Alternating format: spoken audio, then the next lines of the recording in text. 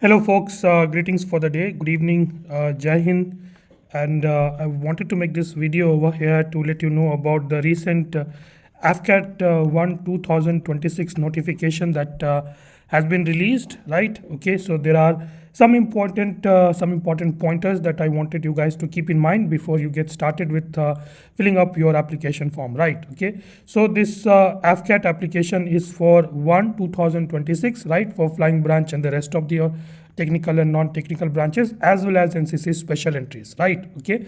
So from 17th onwards itself, that was the day before yesterday, right? 17th November itself, 11 o'clock onwards, the form filling got started, and you can fill up your form till 14th of December, 23:30 hours, right? Okay.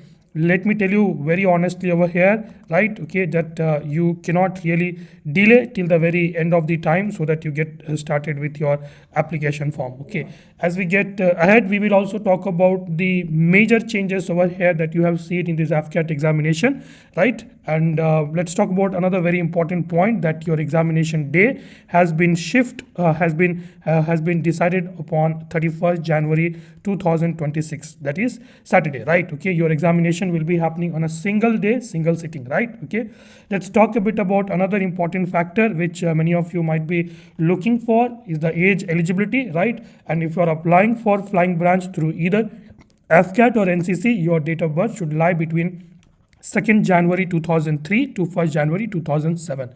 Both the dates included, right? Okay. And if you are applying for any of the technical or non-technical branches, then your date of birth should lie between 2nd January 2001 to 1st January 2007, right? So these are your dates. If your date of birth lies between including those particular dates, then you can apply for this AFCAT entry form, right? Okay. Another very important point over here is for the flying branch candidate, if you want to join Indian Air Force as pilots, okay, then you should have studied mathematics and physics at 10+2 level with at least 50% marks compulsorily, okay. And many of you will have this doubt that, sir, I'm an arts graduate but I have studied science, then am I eligible for flying branch? The answer is yes, you are eligible for flying branch. The only condition is that you must have studied maths and physics in your 12th standard with at least 50% marks in each of these subjects, right? Okay, as you can see, that graduation with minimum 3 years degree course in any discipline from a recognized university with a minimum 60% marks or equivalent, right? Okay. Similarly, if you want to apply for technical branch, kindly see through it. You have over here computer science degrees, right? Okay, and over here you have all this computer science degree, electronics, right? Information technology, electronic degree, right? Okay, optics, advanced communication, and all that. If you have such degrees with you, then you can apply for technical entries, right? Okay, over here more of the electronics, so you have to go through it and see where exactly your qualification fall, and you can apply accordingly, right? Okay, once you choose your qualification, it will automatically give you the option as to whichever branches you are actually eligible for, right? Similarly, if you want to apply for aeronautical engineering, so you should have degree related to that, aerospace engineering, right? Airline management, aeronautical engineering, or maybe mechanical, manufacturing, and all that. Okay, chemical, civil, if you are from these background, then you may not be eligible, right? Okay, metallurgical also is there, mechatronics, right? Okay, automobile engineering, production engineering, right? Manufacturing science and engineering, and all that. Okay, so these are the broad categories, right?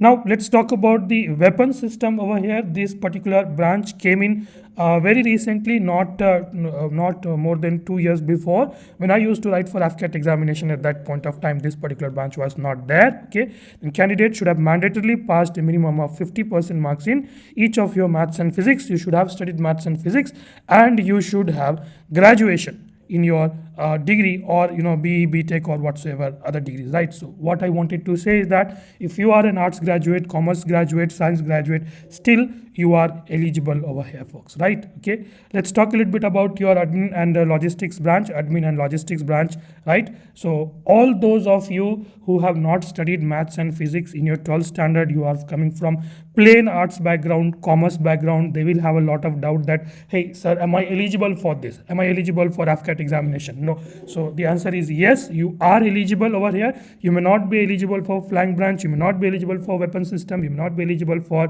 technical and non-technical, for obvious reasons. They have to be, the eligibility condition is that you have to be an engineer, right? Okay.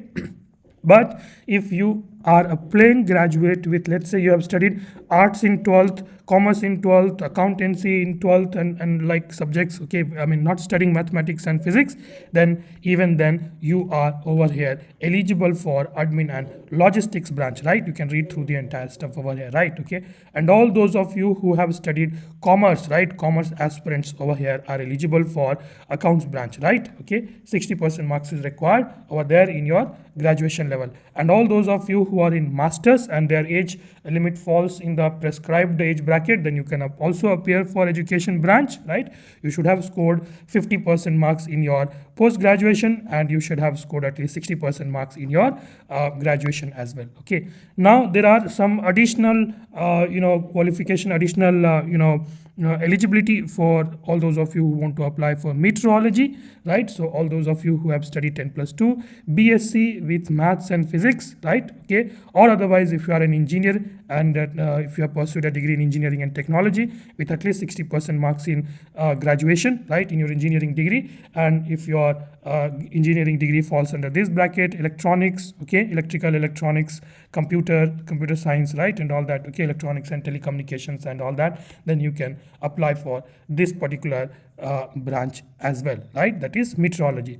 And yes, all those of you who want to become a pilot, who want to fly a fighter jet like Rafale, Tejas, right, and you want to fly helicopters like Chetak, Chinook and all that stuff, then you have to go through a once in a lifetime test called CPSS, right? In my time, way back in 2016, we had PABT, Pilot Aptitude Battery Test, and now it has been replaced with CPSS, Computerized Pilot Selection System. Okay, you can appear for this test only once in your life, and you need to clear this and in order to become a pilot with the Indian Air Force, okay, and for that matter in any arms as well. Okay, now let's talk about how exactly you should be applying. So this is the major change that is happening over here in this AFCAT examinations from 2026, right, first session onwards, that the AFCATs, the Air Force contract with CDSL, right? Okay, CDSL, oh sorry, not CDSL, okay, CDAC, okay, CDAC has ended, okay, right, has ended, and now they have given the contract to EDSIL,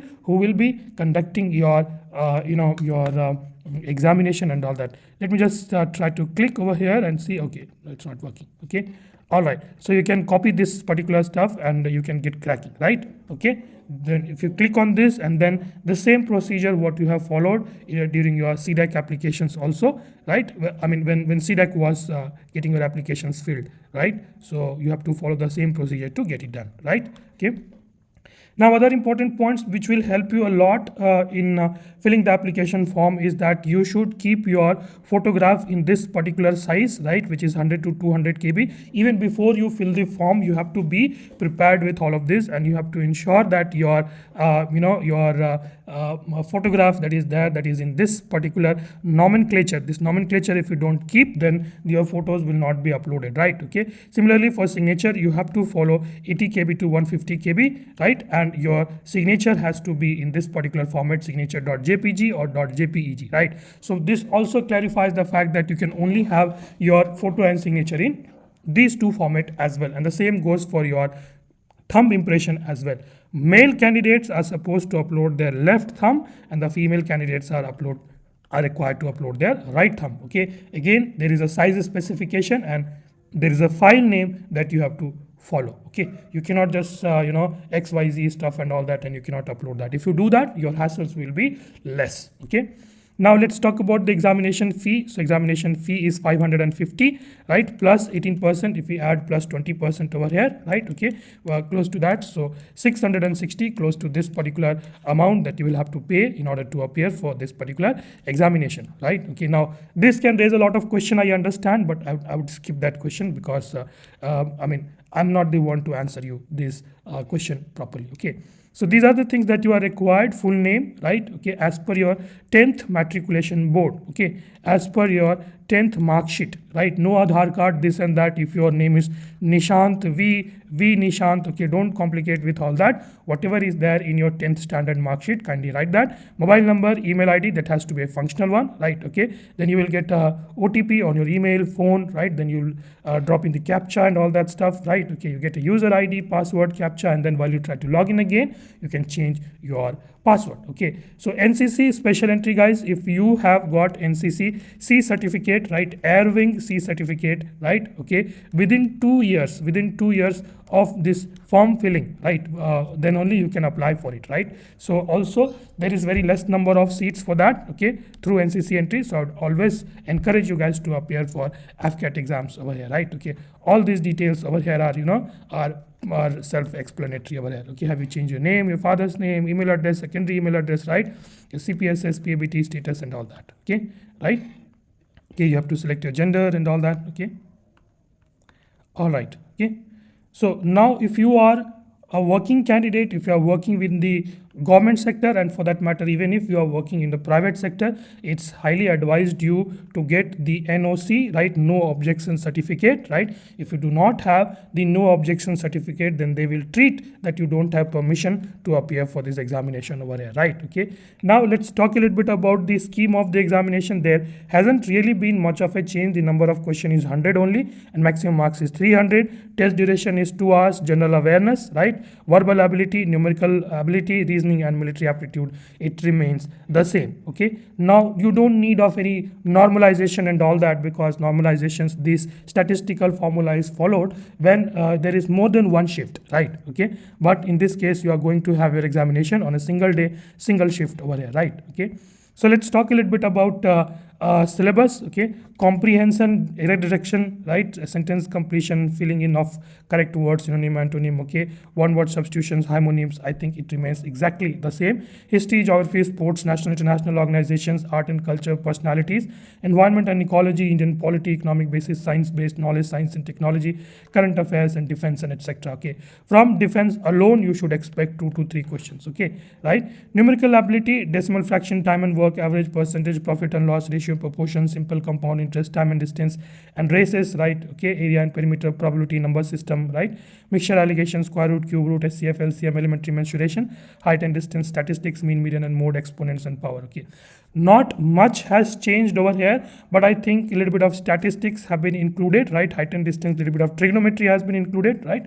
Okay, mensuration they used to give as area and perimeter alone, right? Okay, there's a little bit of number system, number series, mixture and allegation, right? Square root, cube root, SCF, LCM, right? All these things have been included, so you have to be prepared accordingly, right? Okay, your question is going to be a 10 standard level, right?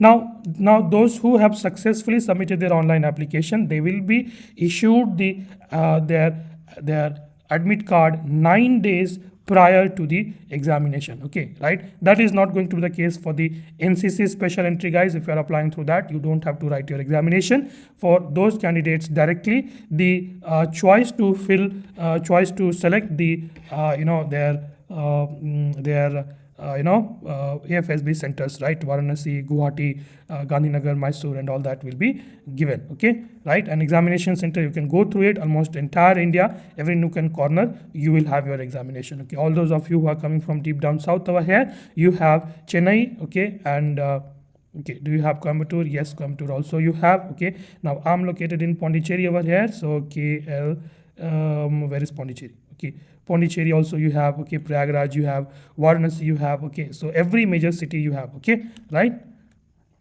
All right, then all of these are general instructions that you must have gone through all of these already, okay? So these things are there that you want to go through it. Now there are some other important points that I wanted to cover. If you are going for the technical and flying branch, you will be there at Air Force Academy for 62 weeks. And if you are going for non-technical branch, then you will be there for 50 weeks for training, right? Okay, and you will be compensated as flight cadet at 56,100 rupees per month during your training period. And when you pass out from your academy and when you get yourself commissioned, then you will be paid something in this particular line, okay? So it comes out to be somewhere around 1.4 lakhs per month, okay, right? All included. So if your posting is like, maybe Siachen and all that stuff, so it will be much more than that, okay? So you have to keep that in mind, okay? In hand salary, you should expect 1.4.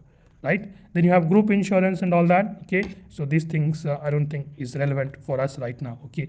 And you can also go through the medical criteria over here, what and all is required on your part, okay? One thing I really want to cover over here, vision standards over here for your all those of you who want to go to the flying branch, okay? So yeah, all of these, they have given your medical condition in pretty much detail. All I would like to mention over here is that if you are a normal human with 2 hands, 2 legs, two eyes, 2 ears, 1 nose, and everything is functioning pretty fine, then you should not be confused. Okay, right? You should not worry about your medical conditions, and most of it are correctable. Okay, right? So if you want to go to the flying branch, then you can have hypermetropia of plus 1.5 diopters, that is the maximum, but myopia has to be nil. 6/6 and 6/9 is required in your one perfect eye and another one eye. Okay, right? And the color vision is supposed to be CP1 over here, right? Okay. So that's pretty much over here that I really wanted to cover over here, folks, right? Okay, I wish you all the best for your AFCAT examination. And then Forges Academy is also bringing you one particular batch for you guys, wherein you can prepare with us and crack this and ace this AFCAT examination. Okay, right? For to cater the students specifically coming from the southern part of India, those who have problem in understanding Hindi. So for them, we have specially designed this batch over here. Okay, and the batch is already running. Okay, more details will be given to you in the subsequent videos. Okay, for now you can contact over here 777-988-9657 if you have any more doubts and queries regarding this particular front. Okay, right? They give everything: live class, recorded class, right? Study app, test series, right? Books, your 4:30 a.m. sessions, right? Okay, doubt clearing session 24/7, hand holding and all that. Okay, right? So let's speak up. Okay, this is the 777-988-9657. This is the number. You have to pick up your phone and WhatsApp, or maybe if you want to make me a phone call, you can also make me a phone call, and I'd be happy to answer if you have any more doubts and queries over here. Right? So thank you so much. Bye bye. Jai Hind.